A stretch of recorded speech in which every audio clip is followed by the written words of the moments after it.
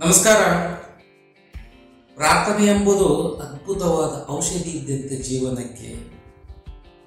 ಅದೆಷ್ಟೋ ಸಮಸ್ಯೆಗಳಿಗೆ, ಅದೆಷ್ಟೋ ಕಷ್ಟಗಳನ್ನು, ರೋಗಗಳಿಗೆ ಅದು ರಾಮಬಾಣವಾಗಿ ಕೆಲಸ ಮಾಡ್ತದೆ ಪ್ರಾರ್ಥನೆ. ನಾವು ನಮ್ಮ ನಂಬಿಕೆ ಎಲ್ಲದ ಅಲ್ಲಿ ನಾವು ಪ್ರಾರ್ಥಿಸ್ತೀವಿ. ಎಲ್ಲಬೇಕಲ್ಲೇ ಪ್ರಾರ್ಥನೆ ಮಾಡೋದಿಲ್ಲ. ಎಲ್ಲಿ ನಂಬಿಕೆ ಅದ ಅಲ್ಲೇ ಹೋಗಿ ನಾವು ಪ್ರಾರ್ಥನೆಯನ್ನ ಮಾಡ್ತೀವಿ. ನಮ್ಗೆ ಎಲ್ಲಿ ವಿಶ್ವಾಸ ಸಂಪೂರ್ಣವಾಗಿ ಅದ ಅಂತಹ ಸ್ಥಳದಲ್ಲೇ ಹೋಗಿ ನಾವು ಪ್ರಾರ್ಥನೆ ಮಾಡ್ತೀವಿ. ಯಾರ ಮೇಲೆ ನಮ್ಗೆ ವಿಶ್ವಾಸ ಅದ ಅಂಥವ್ರನ್ನ ನೆನಪಿಸಿಕೊಂಡು ಅವರ ಅಲ್ಲಿ ನಾವು ಪ್ರಾರ್ಥನೆಯನ್ನ ಮಾಡ್ತೀವಿ. ಭಗವಂತನಲ್ಲಿ ಪ್ರಾರ್ಥನೆ ಮಾಡುವುದು ಸಹಜ ನಾವು. ಆದರೆ ಭಗವಂತನ ವಿವಿಧ ರೂಪಗಳದಾವ. ನಮ್ಗೆ ಎಷ್ಟು ಭಾವನೆಗಳದಾವ ಅಷ್ಟು ರೂಪಗಳದಾವ ಭಗವಂತನಿಗೆ. ಯಾಕಂದ್ರೆ ನಾವು ಹೆಂಗೆ ನೋಡ್ತೀವಿ ಹಂಗೆ ನಮಗೆ ಭಗವಂತ ಕಾಣ್ತಾನ ಅನ್ನೋ ಮಾತಂತೂ ಸತ್ಯ. ಯಾರಲ್ಲಿ ಭಗವಂತ ಕಾಣ್ತೀವಿ? ಒಂದು ಕಲ್ಲಿನಲ್ಲಿ ಕಾಣ್ಬೋದು, ಒಂದು ಮಣ್ಣಿನಲ್ಲಿ ಕಾಣ್ಬೋದು, ಒಂದು ನಿರಾಕಾರದಲ್ಲಿ ಕಾಣ್ಬೋದು, ಆಕಾರದಲ್ಲಿ ಕಾಣ್ಬೋದು, ವ್ಯಕ್ತಿಯಲ್ಲಿ ಕಾಣ್ಬೋದು, ವಸ್ತುವಿನಲ್ಲಿ ಕಾಣ್ಬೋದು. ನಮ್ಮ ಭಾವನೆಗಳ ತಕ್ಕಂತೆ ನಮಗೆ ಭಗವಂತ ಅದಾನ. ಅಂತ ಭಗವಂತನಲ್ಲಿ ನಾವು ಪ್ರಾರ್ಥನೆ ಮಾಡ್ತೀವಿ. ಯಾವಾಗ ಕಷ್ಟ ಬಂದಾಗ, ನಾವು ನೋವಿನಲ್ಲಿ ಸಿಕ್ಕಾಕೊಂಡಾಗ ಪ್ರಾರ್ಥನೆ ಶುರುವಾಗ್ತದೆ. ಸುಖದಲ್ಲಿದ್ದಾಗ ಮರ್ತಿರ್ತೀವಿ, ಹೋಗಿ ಬಿಡೋಣ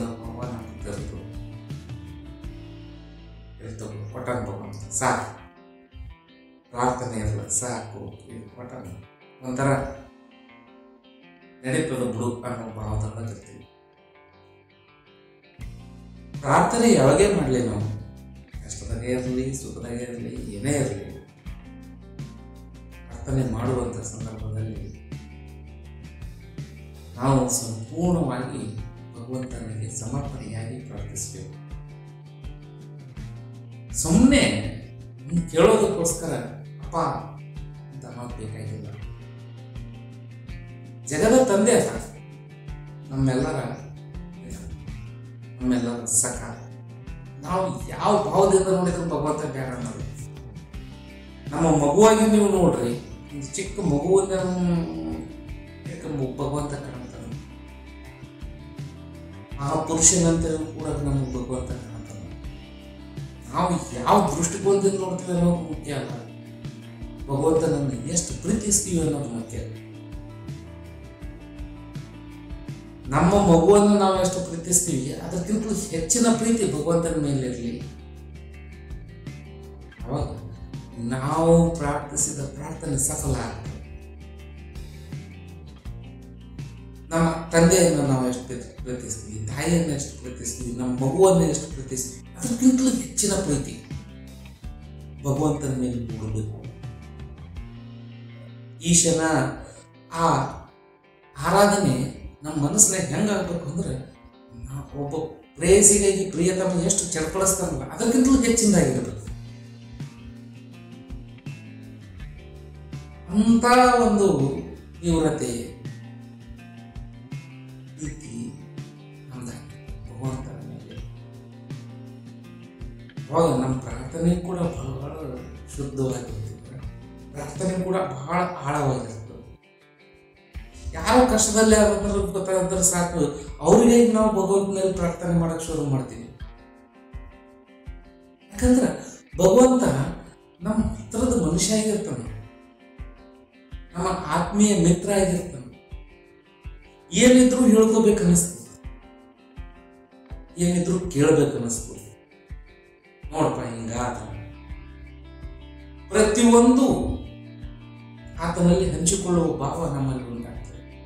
ಯಾಕಂದ್ರೆ ಅಷ್ಟು ಒಂದು ಆಳವಾದ ಸಂಬಂಧ ನಮ್ಮ ಮತ್ತು ಭಗವಂತನ ಮಧ್ಯದಲ್ಲಿ ಆಗಿರ್ತದೆ. ಅವಾಗ ನಿಜವಾದ ಪ್ರಾರ್ಥನೆ ಆಗ್ತದ, ಅದು ಫಲಿಸ್ತದೆ. ಪ್ರಾರ್ಥನೆ ಅಷ್ಟೇ ಆಗೋದಿಲ್ಲ, ಪ್ರಾರ್ಥನೆಯ ಫಲವು ಕೂಡ ಸಿಗ್ತದೆ. ಸುಮ್ಮನೆ ಹೋಗಿ ನಾವು ಗುಡಿಗೆ ಹೋಗಿ ಪ್ರಾರ್ಥನೆ ಮಾಡಿದೆವು ಅಂತ ಆಗಲ್ಲ. ಗುಡಿಗೆ ಹೋಗ್ಬೇಕಂತೂ ಇಲ್ಲ, ಪ್ರಾರ್ಥನೆ ಮಾಡ್ಬೇಕಂದ್ರೆ ಇದ್ದಲ್ಲೇ ಮನಸ್ಸಿನಲ್ಲಿ ನೆನಪು ಮಾಡ್ಕೊಂಡು ಅಪ್ಪ ಅಂದ್ರೆ ಸಾಕು.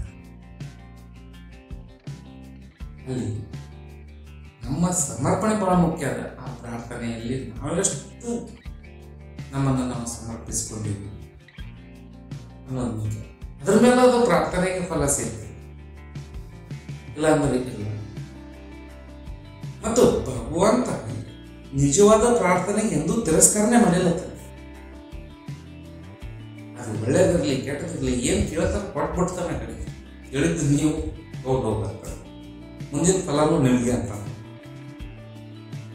ಒಳ್ಳೇದು ಕೇಳಿದ್ರೆ ಒಳ್ಳೇದು, ಕೆಟ್ಟದ್ದು ಕೇಳಿದ್ರೆ ಕೆಟ್ಟದ್ದು ಪ್ರಾರ್ಥನೆ.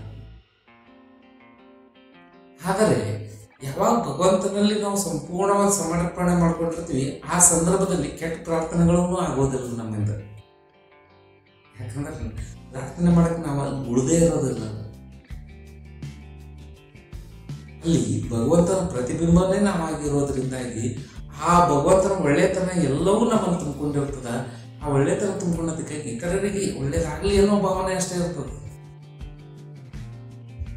ಇತರರಿಗೆ ಒಳ್ಳೆ ಬಯಸೋ ಮನಸ್ಸಲ್ಲಿ ಏನಾದ್ರೂ ಕೆಟ್ಟ ವಿಚಾರಗಳು ಬರಕ್ಕೆ ಸಾಧ್ಯನಾ? ಇಲ್ಲ. ಯಾಕಂದ್ರೆ ಮತ್ತೊಬ್ಬರಿಗಾಗಿ ಮಿಡಿಯುವ ಮನಸ್ಸಿನಲ್ಲಿ ಮತ್ತೊಬ್ಬರನ್ನ ಕಂಡು ಅಸೂಯೆ ಪಡುವ ಗುಣ ಎಲ್ಲಿ ಬರ್ಬೋದು? ಮೈಗೆ ಹೋಗಿರ್ತಾವ. ಪ್ರಾರ್ಥನೆಯಲ್ಲಿಯೂ ಕೂಡ ಬರೀ ಒಳ್ಳೇದು ತುಂಬಿಕೊಂಡಿರ್ತದ. ಹಿಂಗಾಗಿ ಒಳ್ಳೆ ಫಲಗಳೇ ಸಿಗಕ್ಕೆ ಶುರುವಾಗ್ತದೆ. ಇದು ಭಗವಂತನ ಇಲ್ಲಿ ನಾವು ಪ್ರಾರ್ಥಿಸುವ ಬಗ್ಗೆ. ಈ ರೀತಿ ಪ್ರಾರ್ಥನೆ ಮಾಡಿದ್ರೆ ಹಿಂಗೆ ಮಾಡೋದು. ಇಲ್ಲ ಹೋಗಿ ನಾನು ಹಿಂಗೆ ಕೊಡು, ಹಂಗೆ ಕೊಡು, ಹಿಂಗೆ ಮಾಡು, ಹಂಗೆ ಮಾಡು, ಅದೇ ಕಿರಿಕಿರಿ ಹಚ್ದೇವ್ರ ಇಲ್ಲಿ ಹೇಳಮ್ಮ.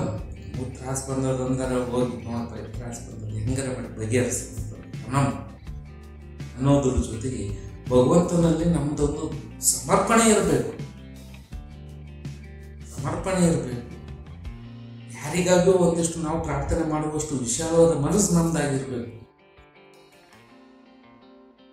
ಯಾರಿಗಾಗಿಯೋ ಅಂತಂದ್ರೆ ಅವರ ಕಷ್ಟವನ್ನು ಕಂಡು ನಮ್ಮ ಮನಸ್ಸು ಕರಿಗೆ ಭಗವಂತನಲ್ಲಿ ಪ್ರಾರ್ಥನೆ ಮಾಡುವಂತ ಆಗ್ಬೋದು. ಅಂಥ ಮನಸ್ಥಿತಿಗೆ ನಾವು ಬೆಳಿಬೇಕು. ಅದೇ ಅಂದ್ರೆ ಅವಾಗ ನಾವು ನಮ್ಮ ಸಲ ಪ್ರಾರ್ಥನೆ ಮಾಡ್ಕೊಂಡ್ರು ಕೂಡ ಅದು ಒಳ್ಳೇದೇ ಆಗಿರ್ತದೆ. ಆ ಪ್ರಾರ್ಥನೆ ಮತ್ತೆ ಫಲ ನೀಡೇ ನೀಡುತ್ತೆ.